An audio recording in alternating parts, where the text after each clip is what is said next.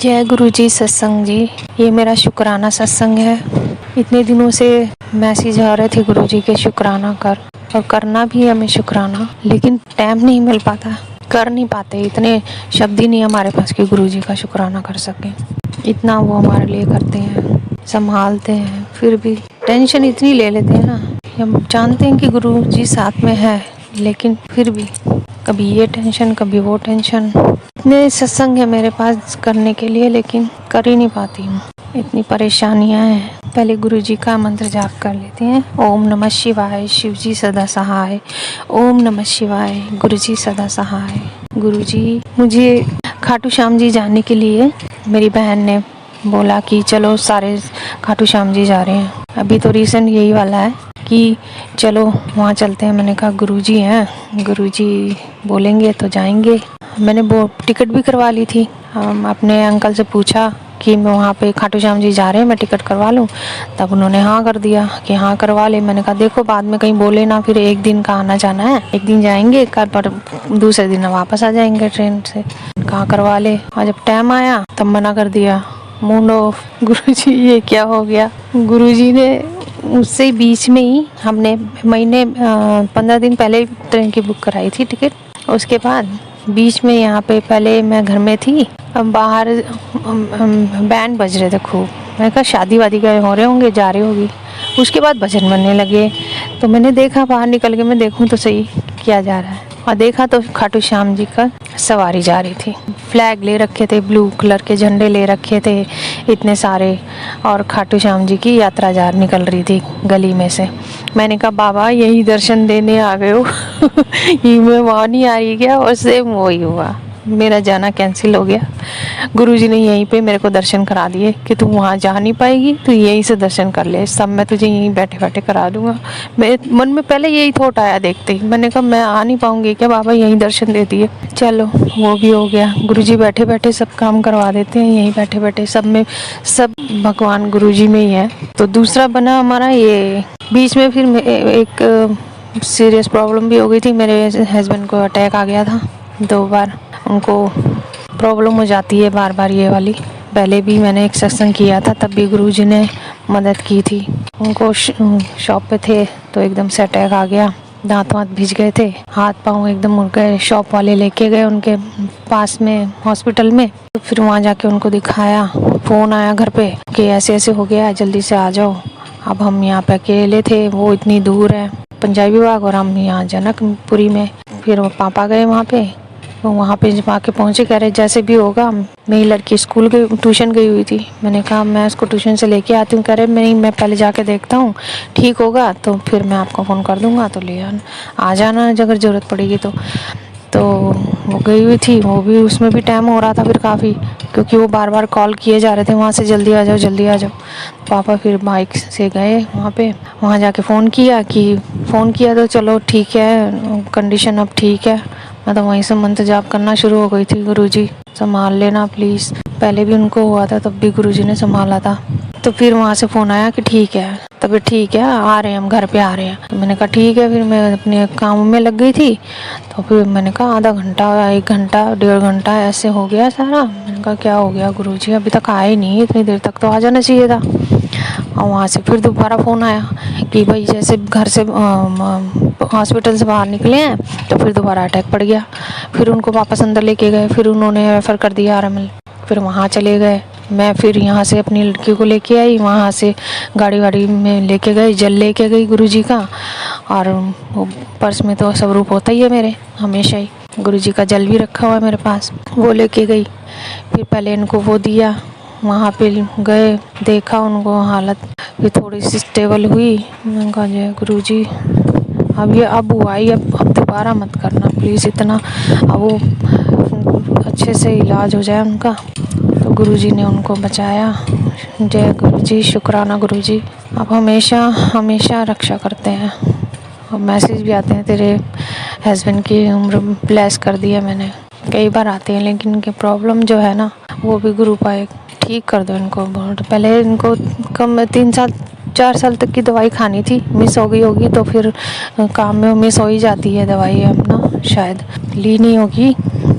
तो डॉक्टर ने कहा आप टाइम टू टाइम दवाई लेनी है, खाना मत खाओ लेकिन गोली खाओ। और गुरुजी का जल प्रसाद मैंने उनको दिया।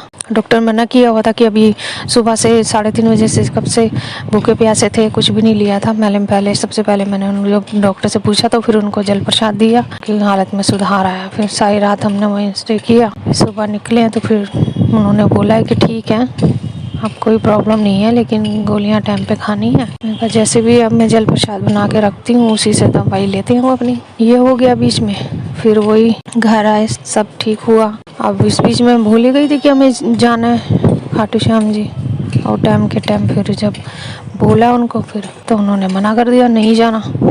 पहले तो टिकट बुक करा दी, फिर मना कर दिया, मन नहीं जाना। अब मैं घर क्या बोलूँ, वहाँ भी प्रॉब्लम है क्योंकि ये कहीं जाने ही नहीं देते हैं। इनकी ये भी प्रॉब्लम है, इनके साथ कहीं एक दिन के लिए भी नहीं जा सकते।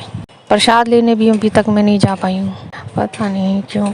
इतनी दिक्कतें हैं ना कि मैं तो बोलती हूँ गुरु का आप ही संभालो। मैं इतनी फ्रस्ट्रेट हो चुकी हूँ ना, जो कर रहे हैं वो ही करेंगे। मैं तो पूरा छोड़ दिया, मैंने कहा मुझे समझ में ही नहीं आता क्योंकि ये लोग कहीं न आने देते न जाने देते, ना वो लोग आ सकते हैं मेरे घर वाले यहाँ पे प्रसाद देने के लिए, ना मैं जा सकती हूँ। मैं करूँ क्या? एक दिन के लिए भी मुझे कहीं अपने हाथ, मेरे शोल्डर में इतना दर्द है। मैं गुरुजी का तिलक करके वो लगाती हूँ, यहाँ पे है आराम, लेकिन अपने कर्म है ना, काटने पड़ते हैं। दर्द बना हुआ है। गुरुजी कहते हैं कि दवाई भी करो और मेरा तिलक भी लगाओ।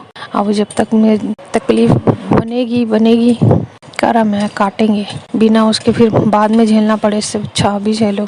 मैं तो कहती हूँ गुरुजी मेरे सारे कर्म कटवाओ, जितने भी हैं, रह जाएं तो क्या फ़ायदा, आगे भोगना पड़ेगा, इससे अच्छा भी कटें। जैसे भी दर्द बना हुआ, हार्ट की प्रॉब्लम पहले मुझे लग रही थी लेकिन वो भी गुरुजी ने सही कर दी, उसमें कोई प्रॉब्लम नहीं आई क्योंकि मेरे लेफ्ट हैंड में दर्द रहता था, बना रहता था, सुन रहता है एकदम, कभी कभी उठा ही नहीं पाती हूँ, ऐसा दर्द हो जाता है इतना तेज़। तो हार्ट की तो कोई गुरुजी की कृपा से कोई प्रॉब्लम नहीं आई, उन्होंने सब ठीक कर दिया, सब नॉर्मल आई मेरी ईसीजी। लेकिन पेन मेरा जा ही नहीं रहा। मैं चुन्नी भी ऊपर करूँ या किसी को पीछे भी कर दूँ ना, इतना हाथ में इतना पेन होता है ना। अब वो दिखाने मुझे जाना है तो उसमें भी ये लोग नहीं जाने देते। देखो गुरुजी आप संभालो, आप, वो कहते हैं मैं तेरा प्यो हूँ, मुझ पे छोड़ा है सब, मुझ पे छोड़ दे, कोई टेंशन मत ले। तो रोज़ टेंशन लेके बैठ जाती है, मन भी नहीं लगता ना कि कहीं घर में एकदम कैदी की तरह बन के बैठ जाओ, ना कहीं आना ना कहीं जाना। वो कहते हैं करेंगे, मैं सब ठीक कर दूंगा, तो थोड़ा सा इंतज़ार कर, जो होगा तेरे मुताबिक ही होगा। बस गुरुजी आपके भरोसे बैठी हूँ मैं, वही चला रहे हैं सब कुछ।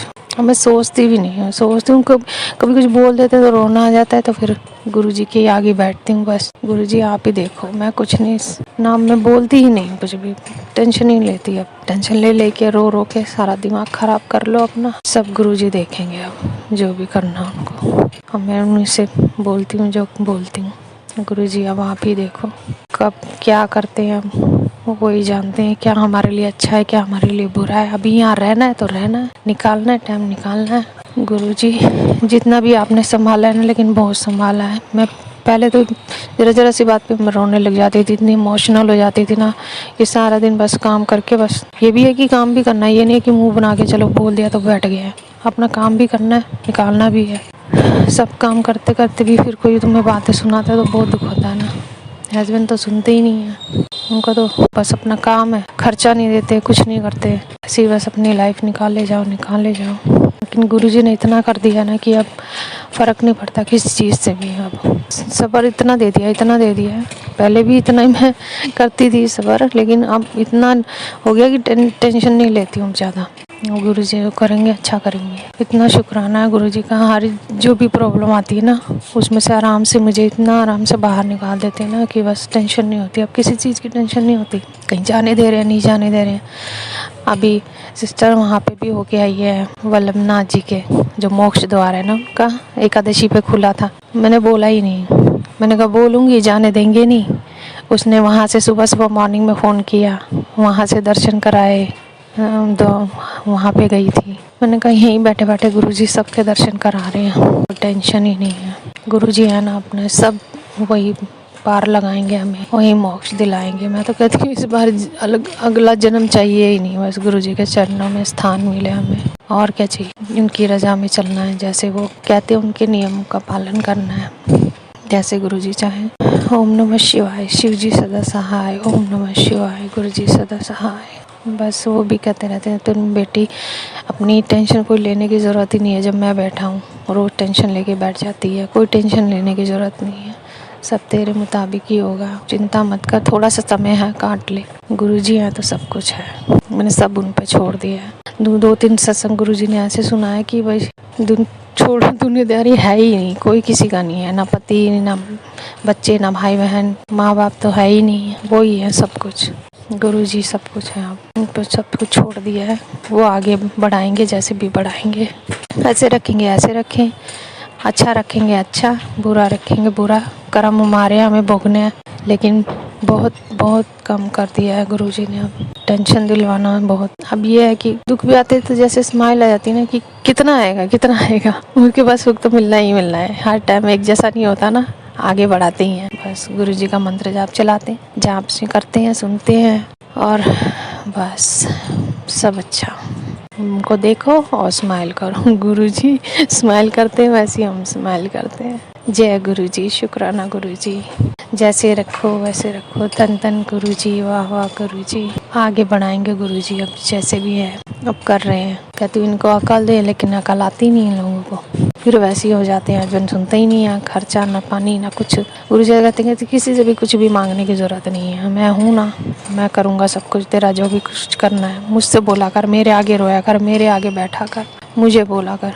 कहते गुरुजी आप बड़े मंदिर बुला लो, घर से तो जाते रहते हैं, उन्हें बुलाते रहते हो, मुझे इतना दूर क्यों रखा हुआ है। वो कहते सत्संग में कि जो लोग दूर होते हैं ना वो गुरुजी के सबसे करीब होते हैं। तो वही मैं सोचती हूँ कि हाँ मैं गुरुजी के करीब हूँ। ऐसे कर्म किए हैं तो कर्म तो भोग ही रहे, लेकिन उन कर्मों के कारण जो हमें गुरुजी का आशीर्वाद मिला है वो मिले हमें, वो सबसे बड़ी बात है। पहले मैं भी बड़ा भगवान में मानती हूँ, माता रानी को, राम जी को, इतना वो करती थी पहले, कितना कितना करते करते करते मैं कहा गुरुजी ऐसे आ गए हैं कि सब गुरुजी में ही है, कहीं जाने की कोई ज़रूरत ही नहीं है, सब बस गुरुजी का नाम है।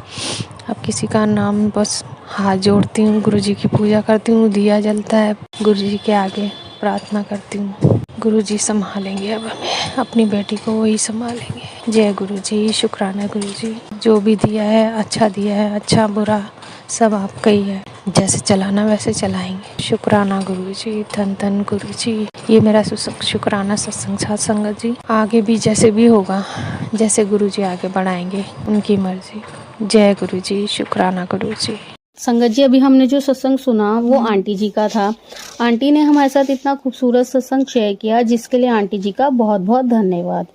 संगत जी, अगर आपको भी ये सत्संग अच्छा लगा हो तो मेरे चैनल को सब्सक्राइब करें, वीडियो को लाइक एंड शेयर जरूर करें, क्योंकि हम जितना ज्यादा इस सत्संग को लाइक एंड शेयर करेंगे, ये सत्संग उतना ज्यादा ही गुरुजी की और संगत के पास जाएगा, जिससे अगर किसी भी संगत के किसी भी सवाल का जवाब अगर इसमें होगा तो वो उन तक पहुंच जाएगा। इसी के साथ मैं अपनी वाणी को विराम देती हूँ और सारी संगत नू मेरा जय गुरु जी।